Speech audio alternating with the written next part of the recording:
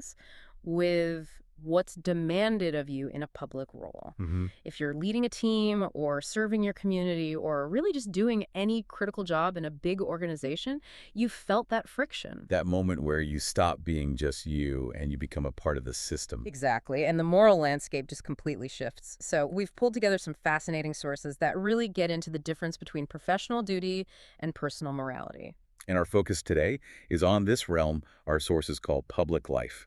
That's the pillar where it's all about defined duties and, well, pretty unforgiving legal requirements. Which leads to a really vital and maybe uncomfortable question. Why do you sometimes have to completely set aside your personal values, Yeah. even the really good, compassionate ones, when you're acting in a professional capacity?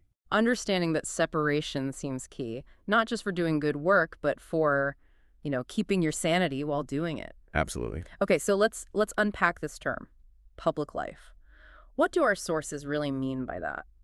They define it as the sphere where you engage with society as a whole. So it's your job, your civic duties, any responsibility that comes with the title. So any role where you're representing something bigger than just yourself? Precisely. It's the realm of the system. And because of that, the guiding principle here is legality. It's established codes. It is not your personal subjective ethics. So the big mental shift is that when you step into that role, the function you serve is more important than how you feel about it. Significantly more important. Right off the bat, that sounds like a recipe for some serious internal conflict. If I have really strong moral convictions, am I just supposed to check them at the door when I clock in? In a way, yes, you are. And there's a classic example that shows why this kind of objectivity isn't just a suggestion, it's a professional demand. The criminal defense lawyer. The criminal defense lawyer. This person might be personally horrified by a violent crime their client is accused of. They could feel deep personal revulsion. And yet, their duty is absolute. They have to defend that person to the best of their ability within the legal framework. Exactly.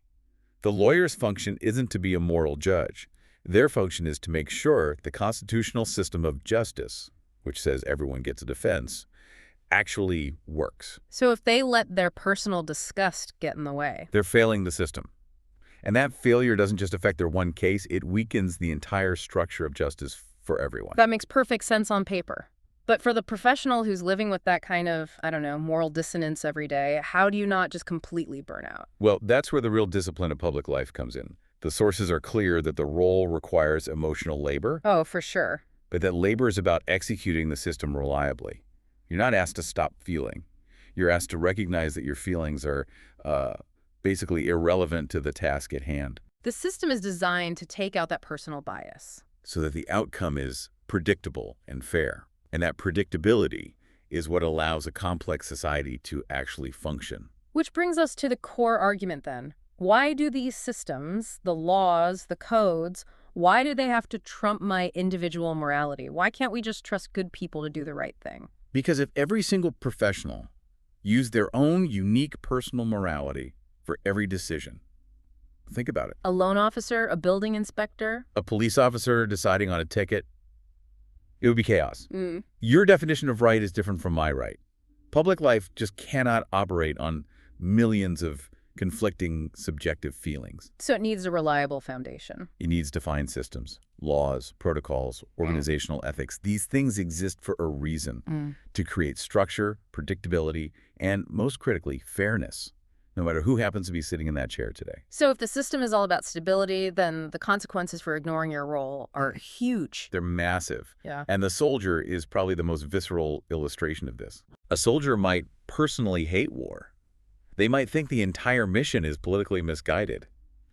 But they fight. Not because they agree, but because their professional duty is to protect the nation and, even more immediately, the people right next to them. Yes. And if that soldier lets their personal feelings, whether it's moral doubt or just fear, if they let that interfere at a critical moment, The consequences are immediate, and they're irreversible. lives are on the line. The second personal feelings start driving actions in that kind of environment, the whole mission fails.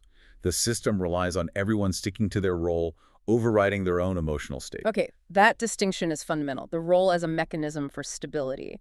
But for you listening, whether you're managing a crisis or just your team, this idea of setting aside emotion can feel Well, impossible. It's not easy. So how do we make these big philosophical ideas practical? Let's get into the actual guidance for, thriving in this space. I'm glad you asked. The sources distill this down into 5 really powerful, actionable tips for professional ethics.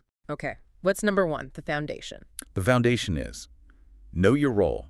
You have to have absolute clarity on your specific responsibilities and, just as important, the boundaries of your position.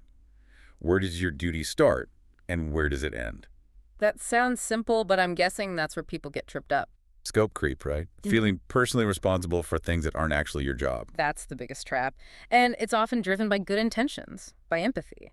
But in public life, good intentions outside your defined role can actually cause a lot of damage. You're bypassing the system. And creating unfairness. Okay, what's tip number 2 for handling the pressure? Separate emotions. This is the hardest one for most people. I believe it. It doesn't mean suppress your emotions. It means you create a pause. A little bit of space between the thing that happens and how you react. You get bad news, you face a tough decision.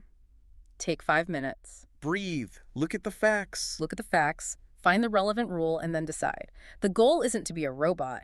It's to make sure the code, not the feeling, is driving the action. So you're letting your professional mind catch up. Exactly. Yeah. If you react emotionally, you're injecting your own personal bias into a system that's designed to be neutral. Okay, and number 3 is the anchor. Follow the code. This is about strictly sticking to the law, to your organization's ethics. I think a lot of people see this as just tedious red tape. And the sources argue it's the very definition of fairness.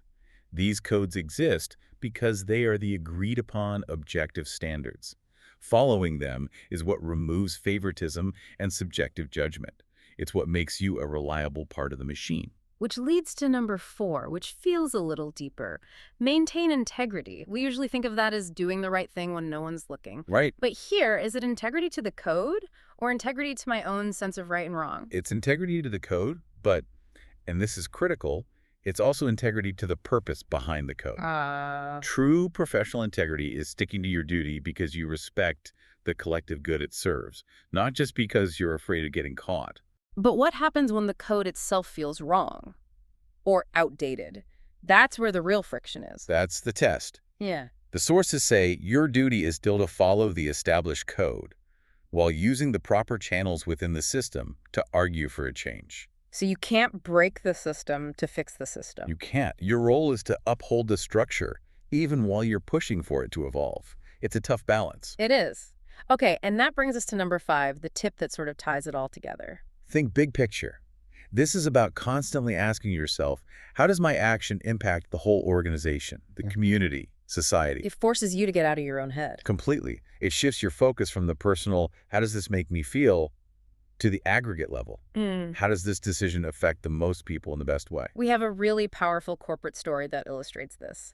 A CEO during a huge recession had this awful choice. Horrifying. Either lay off 30% of the company right now, or the whole firm goes bankrupt in 6 months. And personally, the CEO was devastated. He said it was the most painful decision of his entire career, causing all that hardship. But he did it. He made the cuts. Because the professional duty, the big picture thinking, was crystal clear. That painful action saved the company. It saved the other 70% of the jobs. It saved the suppliers, the community that relied on that company. That is the perfect demonstration of public life ethics. Personal morality says, don't cause pain. But professional duty says minimize the total harm to the system, even if it requires causing acute, localized pain. It's just fascinating how the struggle, which feels so modern CEOs and layoffs, actually echoes these ancient philosophical problems. It's the same dilemma. You can connect it directly to the Bhagavad Gita, to the warrior Arjuna. Yeah. His conflict is precisely this: personal feeling versus structural duty. Right. For anyone who doesn't know the story, Arjuna is on the battlefield about to go into this huge war. He looks across and sees his friends, his family, his teachers on the other side. And he applies his personal emotions, his love, his attachment, his grief, to what is a public duty. His role as a warrior is to restore order, and he freezes. He has a complete professional breakdown. Because he's mixing the personal with the public. And his mentor, Krishna, has to clarify the nature of duty, of dharma. He essentially tells him, your duty is defined by your role in the system. Your personal attachments are irrelevant to the need to uphold justice. So the shift is from, I can't fight them, they're my family, to, I must do my duty because if I don't, the whole social order will collapse. Exactly. Clarity didn't come from him feeling better. It came from him making that philosophical separation we're talking about today, focusing purely on the role and its societal obligation. So if we manage to do all this, we know our role, we separate our emotions, we follow the code, think big picture, what's the end goal? What's the reward for navigating this incredibly demanding public life? The sources are very clear on this. The ultimate goal is not your personal happiness. It's fulfillment through contribution. That's a huge distinction. It is. We're sort of taught to believe that a successful career should make us happy every day. But the real reward of public life is seeing the positive structural impact you have. So the reward is external. It's the good you do for the collective, not the fleeting feeling of a good day at the office. Precisely. The purpose of these public roles, whether you're a city manager or you run a nonprofit, isn't self-gratification. It's about creating a predictable, stable, thriving society where everyone else can pursue their own personal happiness. Your contribution is the engine for that. That brings us to the end of our deep dive. The key takeaway seems definitive. Public life is defined by duty, by legality, and by a commitment to the greater good. It's about building a firewall between personal feelings and professional decisions, always prioritizing that big picture impact.